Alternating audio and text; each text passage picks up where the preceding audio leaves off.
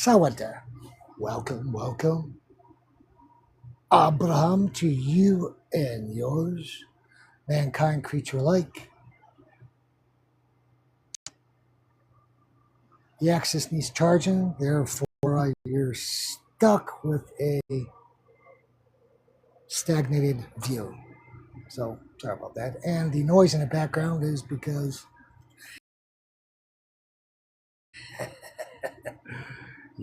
the monopoly of the power here in the mountain states.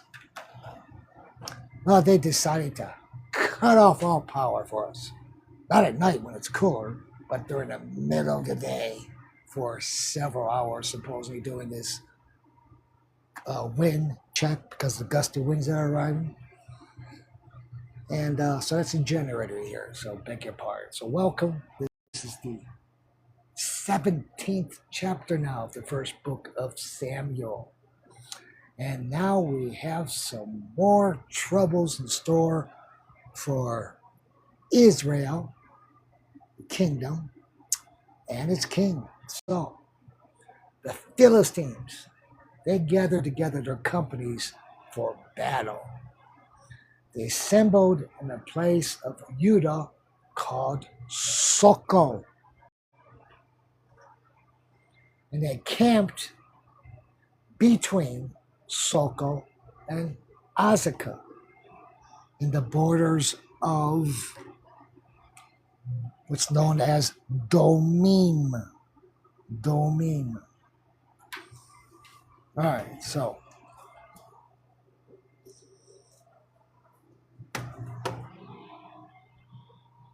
somewhere between Azekah and Soho, this is where they're camped, in this territory, this land called Domim. So right here is where the Philistines are. This is Judah. This is Benjamin right above it, the tribes. Judah, Benjamin.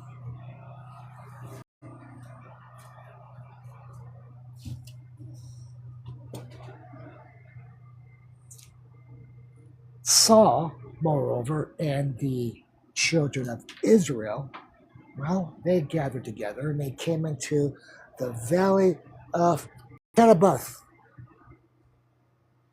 And they put the army in array to fight against the Philistines. So Saul, the Israelites, mobilized and situated themselves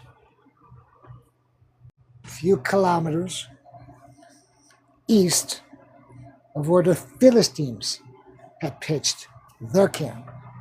So they placed Israel had been positioned in battle formation in this valley called Tereberith. Tereberith, Oaks, Valley of Oaks, is in the Philistines here, Israelites here. Oops, sorry about that.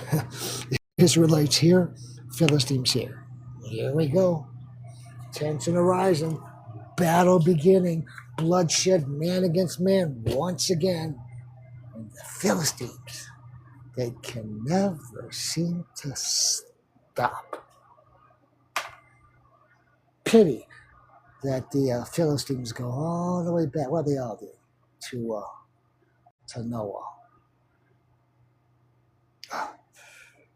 Anyway, the Philistines, they stood upon the mountains on this side, and Israel stood upon the mountains on the other side. And the valley was between them, this valley of oaks. And there came forth a mighty man. He was a bastard, child without a father, from the camp of the Philistines. And most of you know his name, Goliath. Goliath. Goliath. Goliath. Goliath came from the city of Gath. Gath is fairly close to the coast. It's west of where the battle array is taking place, Gath. So that's where Goliath is from. Philistines, once again, Israelites, the valley.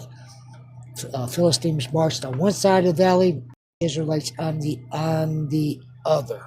Israelites on one side, Philistines on this side. So Goliath, check this out. He stood in height of 6 cubits and a palm. Again, the age of the giants has passed. We've explored, there's been other giants, Zephyrin, that have came after them, but not as tall as man originally was. But Goliath, this was a big boy at 6 cubits and a palm. Let's convert this. Using my calculation of a cubit at 18 inches, 6 cubits in a palm will come out to over 9 monstrous feet in height. This bold and impudent challenger, he signified the devil, or any arch heretic, any heretical religion or formation against quiescent church. So the devil or any arch heretic that provokes the church of God. This is what Goliath represents. But is overcome by the humble of heart and confident in God, and slain with his own weapon. How to fall? The devil will fall too. Whatever weapons he used, Christ guaranteed will slay him with his own weapons. And a helmet. Let's discuss what he's wearing, this leviathan of a man. His helmet of brass upon his head. All right. Brass isn't exactly a light element, not like tin. So we have a brass helmet. And he was clothed with a coat of mail. So a chain link. It was all linked together, his coat, his armor. Moreover, the weight of his coat of mail was 5,000 sickles of brass. Brass helmet and a brass coat of mail. 5,000 sickles. This equals, you're not going to believe this, this equals approximately 1,450 pounds. Yeah, this 9-foot man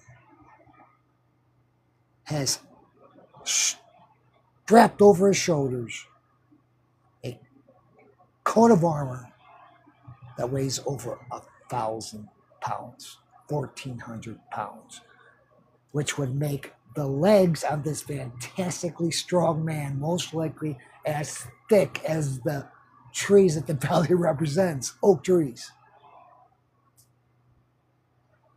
Let's carry on. What else? And he had on brass and boots, which went up to his thighs, and a target of brass covered his shoulders, like shoulder pads. And the shaft of his spear was, as it were, a weaver's beam, or also known as a war beam, which is used for construction of houses. This wasn't no ordinary pole. It was a beam. Children, ladies, gentlemen, creatures, a beam.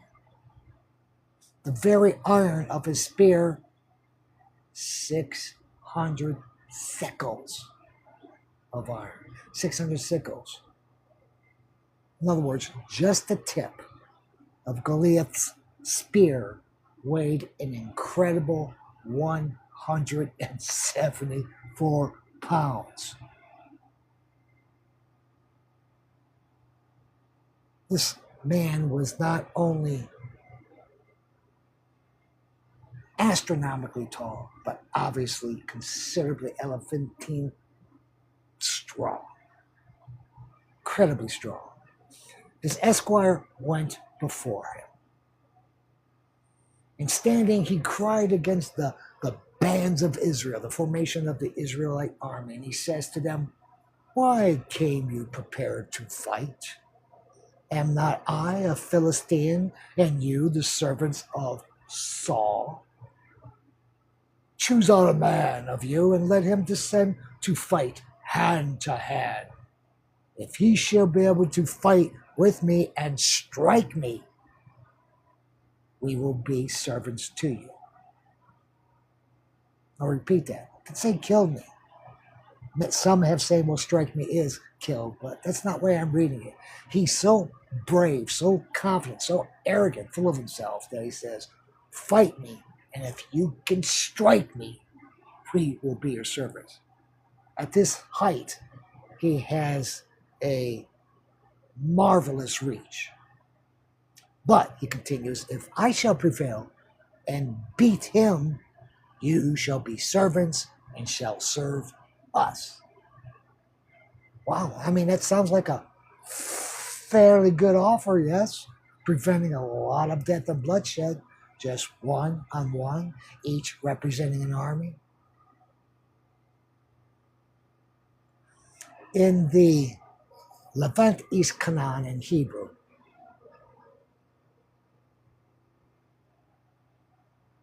where the primary language is spoken, in the Levant, East Canaan in Hebrew.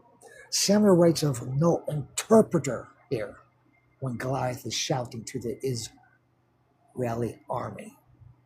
So, I concluded that would mean he and the Philistines spoke a local Canaanite language, which means a dialect similar to ancient Hebrew.